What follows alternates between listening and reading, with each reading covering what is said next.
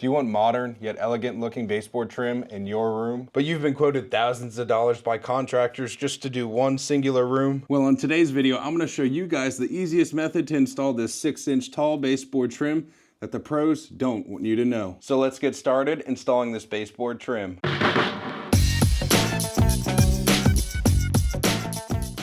So when it comes to doing trim, the first step you're gonna need to do is measure. When it comes to measuring this 6-inch baseboard, it's super easy and simple.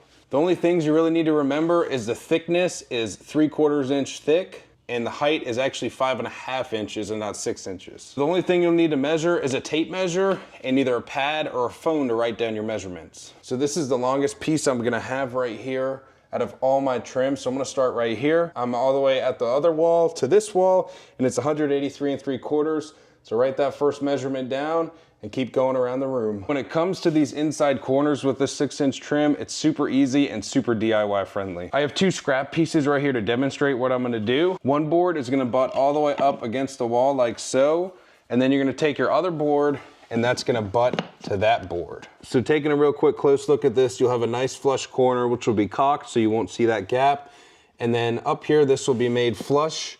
And again, we'll have a little bit of caulk right here and sand it down, and you won't even see that gap, and it'll be a nice seamless transition in the corner. Now that is only with inside corners. On outside corners, you are gonna need to put 245s and miter them together. Thankfully though, this room has only inside corners that I'm working with, so I don't need to worry about doing any miter cuts. And the biggest thing when measuring a corner is one measurement's gonna go all the way to the wall, and then the other measurement, when you take all the way to the wall, make sure to take 3/4 of an inch off for that other baseboard that it's gonna intersect with. All my measurements are done now and on my phone, so now I'm gonna go downstairs and make all my cuts. All right, so now that we got every single one of our measurements written down right on the phone right here, it's time to translate all these measurements to the boards. So let's do that. Now when I'm doing this, I always like to start with the highest numbers and then work my way down to the lower numbers so that I could use the small scrap pieces that come out of these boards for the smaller cuts I have. So the first cut I'm gonna do is 138 7/8 of an inch. So let's get to measuring. Now when I am doing this, I always like to take a speed square and mark my line where I just marked so that I have a nice straight edge so I know exactly how my cut needs to be. So now I have it lined up on my miter saw. I'm gonna turn my light on and try to line up that saw blade with it. This is the workable piece that I want. Before I do anything as well, I wanna write out how long this is so that I can take that number and correlate it with what I have written on the wall upstairs. And I also wanna make sure I cross it off my list. Now that I'm lining my saw up, I want my blade to be right on that line, if not even a hair over. So this is the piece I measured, so I wanna make sure I'm on the right side of the line.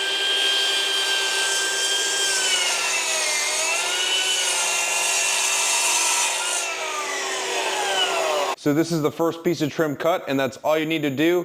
I'm not gonna bore you guys with me cutting up a bunch of other pieces of trim. So now real quick, I'm gonna finish cutting up all these boards, and then we're gonna head back up and install them. All right, so all the cuts are done, all my wood's upstairs. I got my first board here. Now one thing I do wanna point out is you wanna mark where your studs are so that you know where to nail this to. So once that's done, you're good to go and start putting your baseboard on. So when it comes to putting baseboard on the wall, I like to go a little extra and actually glue my joints. It is a little messy, so you gotta be careful and make sure if you have carpet like I do to protect it. But all you need to do is just set a paper towel down like so and take your wood glue. And I always like to put it on the door casing if I have a door casing first. And now I'm just gonna set that in place. I'm gonna be using 16 gauge brad nails with a cordless nailer to nail it to the wall. Again, I'm gonna be hitting studs. So I got my first 2 nails in here. I got another stud here, I'll put a nail in there. Now before I get too crazy, I need to put glue on the other side of this trim board before I mount it to the wall. So we're at the other side here. I'm gonna have to put glue on the baseboard itself this time, being careful because it's gonna drip a bit. Then slide it in. Got that rag, get some of that glue and keep nailing. So I placed nails at the top and bottom of the board. I got a couple nails that didn't fully set, so let me fix those real quick and move on to the next step. All we need for this is a hammer and a nail punch. First board's on. Now I need to keep installing the rest, so let's get to it. So when I made all my cuts downstairs, I wrote the number on the wood itself, and I also wrote the number on the wall, so it's real easy to know which piece goes where. Same thing here, apply glue. Slap it in.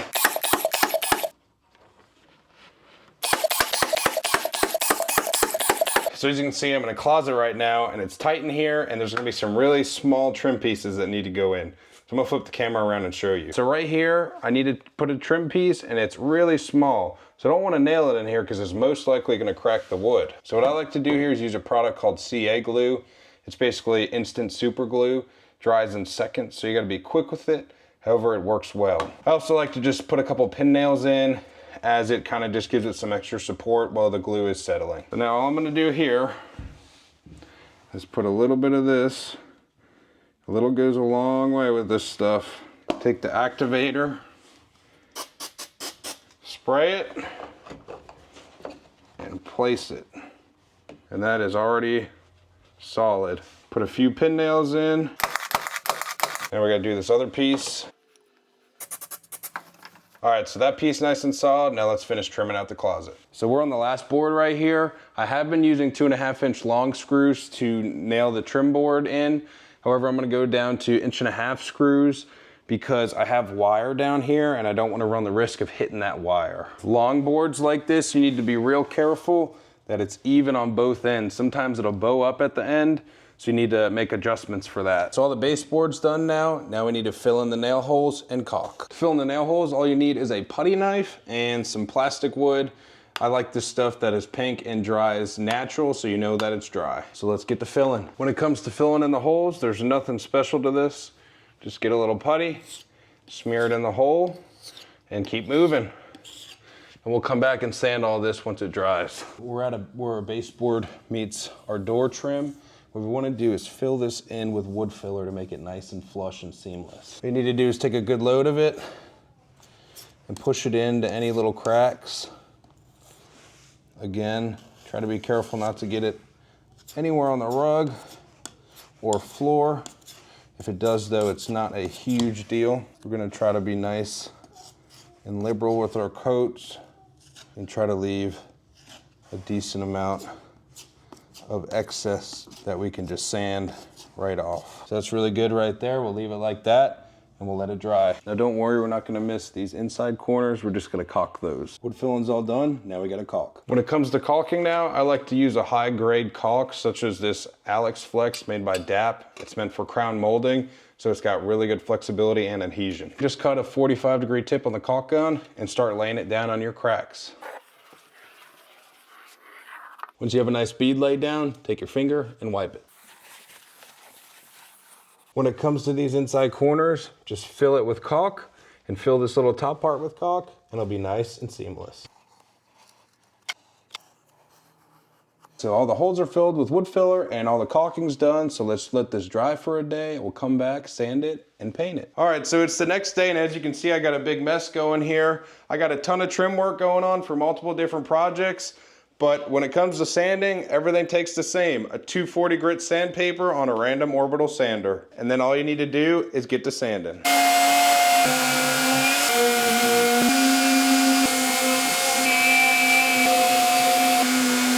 Now that all the sanding's done, you want to vacuum all your trim and kind of wipe it off. Just get any of that dust off so that then you can paint after that. So right now in this room, I have all the trim put up, including the door trim, the window trim, and the baseboard trim, as well as an accent wall I'm working on. But when it comes to painting all this trim that was different styles and different installation methods, it's exactly the same on how to paint it. The product I'm gonna be using to paint all the trim is made by Woodster Pro. It's a 1/4-inch nap and it's meant to leave a nice smooth finish on your paint. Now it is roller specific. They have this roller right here and you need to make sure that you buy it with these paint rollers. I've never used this product before, but I'm excited to try it out and see if it leaves a nice smooth finish. And when it comes to the paint I'm using, I'm gonna be using a Sherwin-Williams paint, their Emerald Edition. This is a pretty expensive paint. We used it on around our whole house and it did great. So we're gonna keep using this and see how it turns out. So let's get to painting.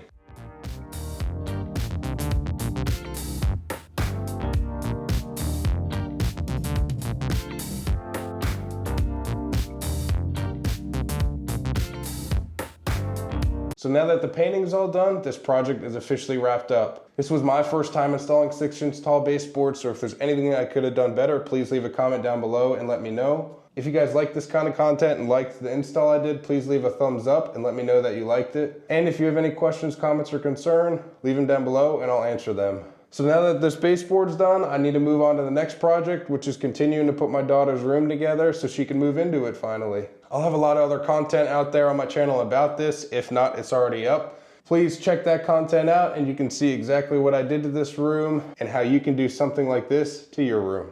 Please remember to like, comment, and subscribe, guys, as it helps this channel out. And I'll catch you guys in the next video. Have a good rest of your day.